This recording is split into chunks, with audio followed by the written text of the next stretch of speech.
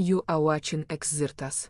Especially now, we're going to be more interested in talking to people that want to be critical of the coming campaign and establishment. As much as like you can be for an establishment, you need to be critically analyzing every move they make. Right? I'm And the super thing I'm super is, enthusiastic that RFK wants to get fluoride out of the water. I'm going to study everything he does to make sure that's true.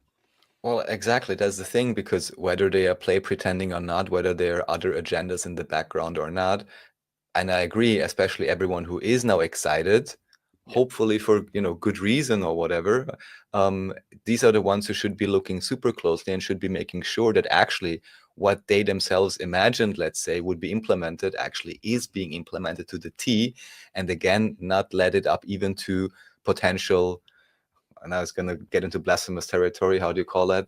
Like light entities, like Yeah.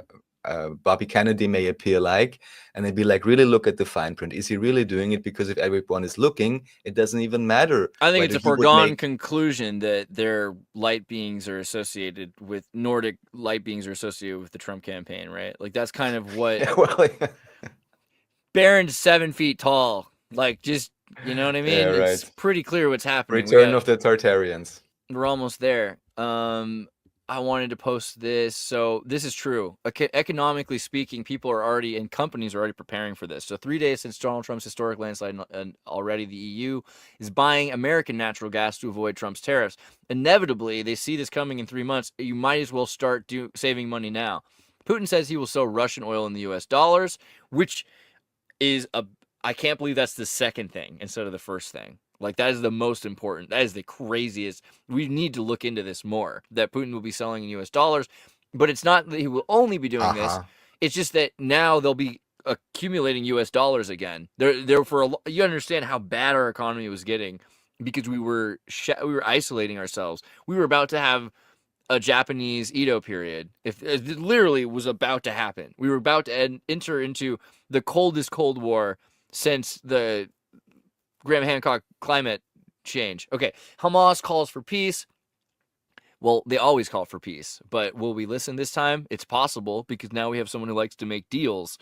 Deals aren't always what you want to make with Hamas, but Hamas is calling for peace. Mexico broke up a migrant caravan heading for America. Nature is healing. I don't know. But what I wanted to show was, where did I put it? Here it is. Oh, yeah. Brian freaking Mormon Great. Johnson.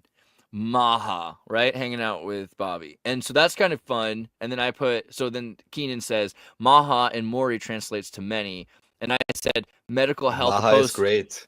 But I like Mahabharata. and the medicinal health opposed to agony, mahogany. That's what's coming next, right? So I don't know, but we're probably talking about greatness. But the other thing I see is Krav Maga. I don't know why that isn't a bigger deal. But my thought, as soon as I heard MAGA, was wait, the Israeli martial arts? Are we? America is practicing Krav Maga to protect Israel. That's what MAGA means. Let's be real. Well, you said it. Cool. Someone's got to do it, and we're the only ones who can do it right. America. Pretty much. Yeah. Well, you also had a list of things you wanted to cover today, right? Like that's no joke. November 18th. That's no joke, but let's see where we go first. Let's maybe just as we're on the track, go to the politics and health first, and then see how far we get.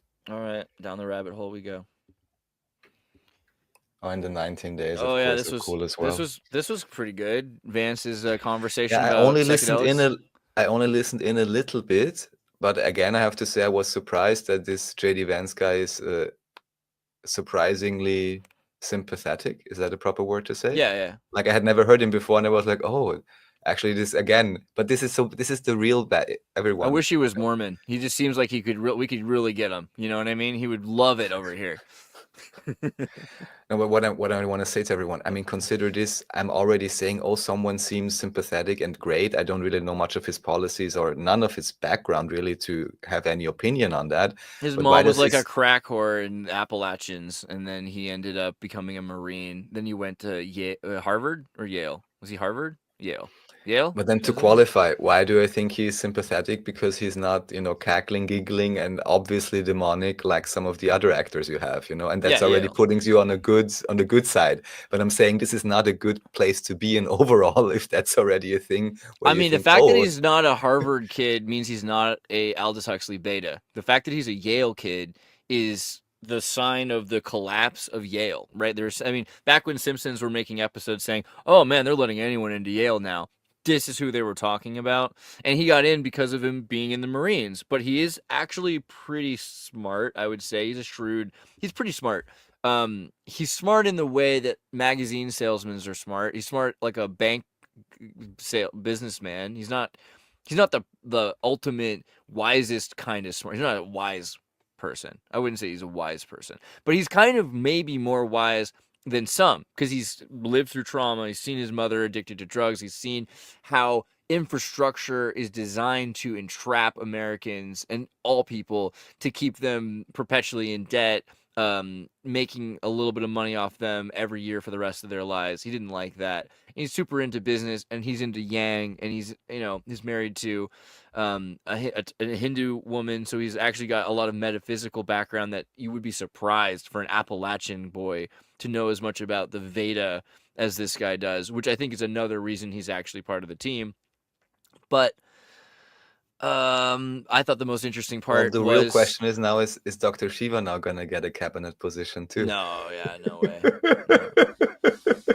He could maybe do like I can see him as the new Nader, right? Like Nader in the United States was a really Right. I briefly heard about them back then that this guy appeared to be a thorn in the side of some individuals, I but I don't know how love real that Nader. was. Oh, I don't know if he was much of a thorn, but I think I loved Nader to an extent because he's like, look, dude, it's not that big of a deal to not put lead in your freaking toys. That was a big thing to him. He's like, look, just have a iota of corporate social responsibility. Because your corporation, if you think about it, a person who is a complete psychopath and destroys their water supply for everyone around them for a generation. But if a person is a corporation and that corporation can live so much longer than the average person, then that person can cause so much more detriment to the environment. And if we're talking about capitalism as, the capacity to capitalize It on is the living resources. dead, the corporation. No. The capitalism, I meant it from a positive perspective. So a watering hole where a bunch of animals are showing up at the watering hole and they're able to make families, and you have lions and tigers and bears and zebra, oh my, because of the watering hole. If one individual destroys the watering hole, that destroys the capacity for all of these other individuals to capitalize. All of these elk and antelope, they can no longer be capitalists, right? That's the way to look at it. And so he's trying to protect capitalism. And this is the Green Party, right? This is the American Green Party. Your Green Party isn't as cool as. But our Green Party sucks now. But I'm just saying in the 70s when they were like trying to stop you from having fiberglass gas tanks that were exploding, I mean, wasn't just the worst imagine thing, this, right? and just to briefly point this out to everyone again, and maybe when we have hopefully Martin Hippon soon again, we can talk more about the German politics. But again, for everyone to understand this, the Green parties in Europe started as a super hardcore anti-war parties. And by now, they are the ones in the German government pushing for more weapons deliveries and whatever else. So it's amazing how much that can switch around. I have a cynic take on the European Green parties, and really what it is it's the same neocon, neoliberal, corporatist elite like Nixon's vice president Rockefeller was really instrumental to the American Green Party. And in the creation of the Green Party, a big thing was, look, we need better legislation. We can't have corporations writing the legislation because they're benefiting themselves in the short term and not America in the long term. So we need long-term plans. And by building legislation, at first what they found was, okay, people will vote on our legislation. That's really useful because if there's no other legislation to vote on, 9 out of 10, they're going to just take our legislation and we'll change it slightly at the worst, but it'll probably get mostly across. But the problem with the Green Party was they could never get positions of power because the Democrats started noticing this. And so they started moving in. They're like, we're going to put socialists in Vermont. We're going to watchdog people And we're going to simultaneously, the Republicans are going to have Goldwater, libertarians. So we'll have libertarian constitutionalists versus statist Democrats, and then that'll keep people out of the interest of a third party. And the Green Party could have been the third party, and it got really damn close. Nader was about 5% versus Gore and Bush.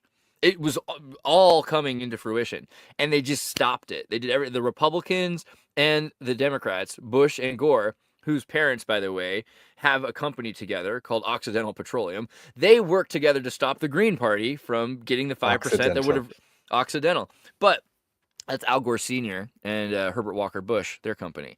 So what the Green Party realized in 2000 was, and at this time there are already efforts being made in Germany and in other countries, that the neoliberal elite hegemony was rebuilding its power in Germany, right after the war. And they're like, well, East Germany, 1991, we can buy it on pennies on the dollar, most of these satellite companies and things that were being built there. So how are we going to control that?